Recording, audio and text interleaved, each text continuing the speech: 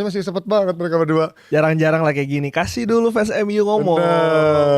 Lu kan jarang mengalami momen-momen kayak gini kan. Udah lama. Gue dari awal udah nggak optimis. Oh iya lu Match bilang ini. minggu lalu lu bilang gitu ya. Nggak optimis. Gue itu nggak ngelihat Arteta bisa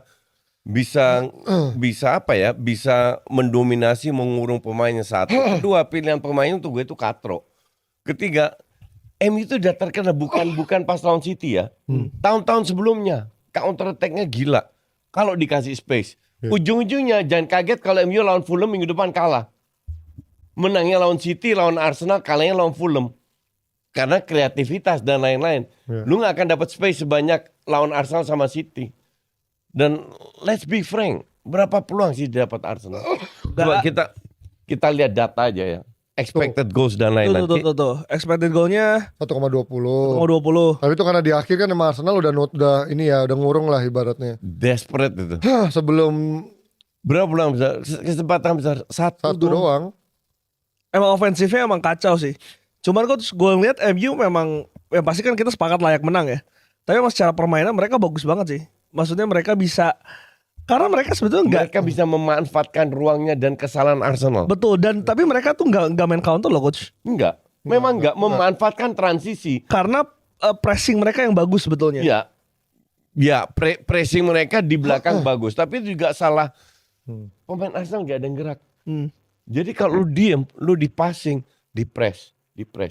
Tapi kalau lu gerak, lu lari, lu passing ke depan, lu nggak akan bisa di press. Tapi tadi kalau misalnya Nggak dilakukan sama sekali. Kalau misalnya lu lihat, pressingnya tuh kolektif coach, nggak cuma 1-2 doang. 6 pemain langsung nge-pressing itu. Tapi 6 pemain Arsenal diem, nggak gerak, nggak lari, nggak apa, nothing. Makanya gampang banget di press sama MU. Walaupun well organized.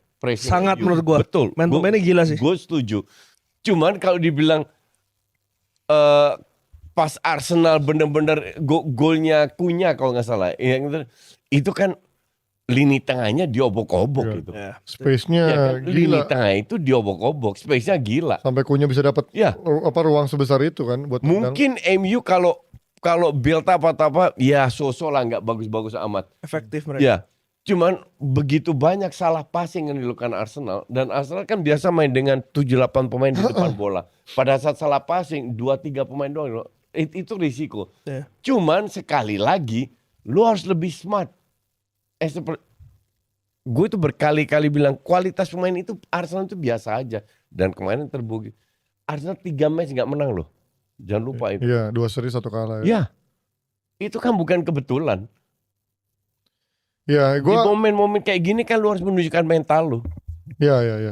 Gue juga kaget sih. Tadi yang gue juga bilang sempat di live reaction, gue kan sempat bilang, ya gue udah lama nggak ngeliat Arsenal sering mainnya nggak begitu bagus, tapi nggak pernah separah ini. Bahkan lu ketika back lu build up aja banyak salah di babak pertama tadi sebelum kejadian gol si siapa Mbemo aja ada 2 kesalahan yang akhirnya yang ketiga dari Zubimendi dan akhirnya kebobolan. Dan setelah itu Arsenal makin gak nyaman ketika mau build up serangan dari belakang lagi. Jadi kayak even mau ada Zubimendi yang biasa terkenal mainin tempo, ada Declan Rice di sana buat nge-cover. Mereka udah bukanlah Arsenal yang nyaman lagi. Even ada Odegaard aja udah gak sama lagi. Dan gue pikir ketika memainkan pemain-pemain yang lebih attacking, itu mereka akan lebih nyaman ketika memainkan bola gitu. Tapi ternyata malah enggak coach, karena space-nya malah makin jarak antar pemainnya malah makin melebar, dan itu justru menciptakan ruang yang sangat besar untuk pemain MU yang tadi tercipta gol yang ketiga itu kan akhirnya gampang banget. Dan di luar itu tadi gue setuju sama Glenn, karena gue juga jarang lihat bagaimana MU pressingnya sebagus ini, sedisiplin ini.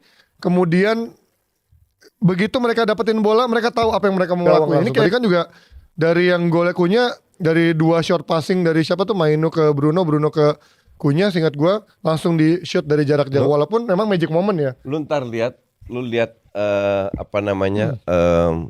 siaran ulangnya di video. Lihat momennya pada saat di press, terutama babak kedua. Nggak ada yang gerak kan? Nggak ada yang gerak. Sama sekali nggak ada yang gerak. Gimana lu nggak mau di press kalau nggak gerak? Artinya tapi kan ini lini tengah United itu kan memang udah terbukti oke ya, karena nggak hanya Arsenal tapi City juga sebetulnya kan yang pertandingan kemarin juga dimatikan juga oleh lini tengah dari United gitu. Dan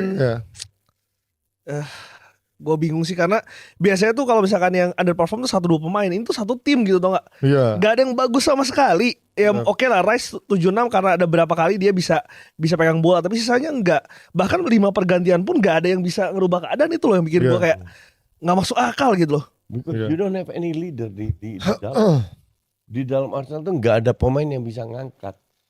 Pemainnya itu flat sama semua. Ya, gue juga tadi melihat lagi-lagi ya itu kan Carrick punya strategi yang sama ketika lawan City ya, double cover.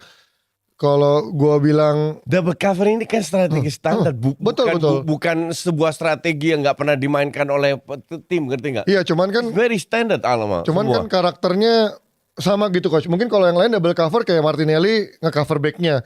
Kalau Dorgu ini kan memang tipikalnya back. Amat juga walaupun dia winger tapi pernah di era sebelumnya jadi wingback juga. Jadi artinya pemain yang punya posisi sama yaitu wingback bermain di posisi yang berbeda dan saling cover, itu yang menurut gue akhirnya tadi membuat Arsenal sangat terisolir ketika membuild up-nya. Terlepas dari terlepas dari Mainu dan Casemiro dan Bruno juga menutupi tengahnya untuk melapisi back-back. Ini udah lama gue nggak ngelihat MU backnya nggak terekspos karena tengahnya dan juga wingernya sangat-sangat di sini gue lihat dari cara mainnya. Walaupun lagi-lagi gue penasaran MU main lawan tim yang karakternya bukan tim besar. Iya.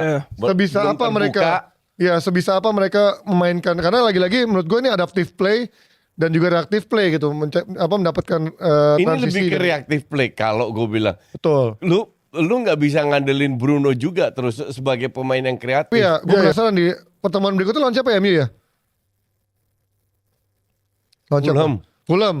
Nah, Fulham kan juga mainnya agak-agak lebih rapat gitu. Percaya diri. Nah, cuman Arsenal gimana dapat percaya diri kalau lu 3 match nggak menang? Tapi tadi kan lu bilang ya, lu pertama kali ngelihat gimana MU itu ngepres kan. Dan ini gue pertama kali ngelihat Arsenal kalah dengan tim yang bisa bermain terbuka. Setuju. Biasanya tuh dia kalah tuh dengan tim-tim yang low block. MU tuh bener-bener berani pressing, berani keluar. Iya. Itu yang gue bingung sih. Tapi gue pikir kan awal-awal MU itu akan kayak MU yang 15 menit pertama kan.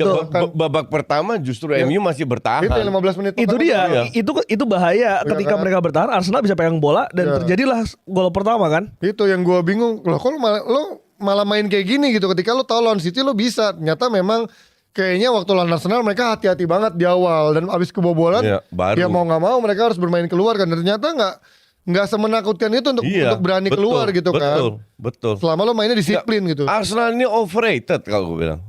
Gue sih nggak bilang overrated sih coach. Karena Gue yang bilang overrated. karena kalau lihat 5 match ke depan MU ketemu siapa aja. coba kita MU lawan siapa aja. Ini lawan Spurs, Fulham, West Ham, Spurs, Everton.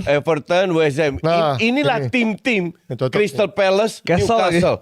Ini tim-tim di mana MU harusnya bisa menang. Iya. Kalau MU bisa sapu bersih baru ngeri. Let's say 3 match ke depan. Iya. MU bisa sapu bersih ngeri MU. Iya.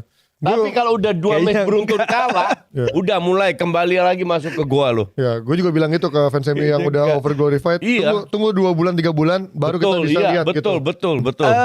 Lu nggak bisa menjudge Arteta di match ini menurut gua. Karena gimana pun kita udah sepakat MU-nya memang bagus banget gitu. Iya. Dan ngalahin Arsenal dan juga City peringkat 1 dan peringkat 2 itu memang murni kualitas MU. Dan tadi ada pressure. Tambah lama lu berada di ring 1, pressure tambah besar. Di situ lu teruji. Mental lu kuatnya. Lu punya mental juara enggak? Gue udah berkali-kali bertahun-tahun bilang enggak punya. Arteta ini mentalnya asisten pelatih. Bukan kayak Pep, bukan kayak Klopp. Kalau seandainya Arsenal sekarang ring 2. Oke, seandainya kita berandai selisih 2-3 poin di belakang City atau whoever lah ring 1.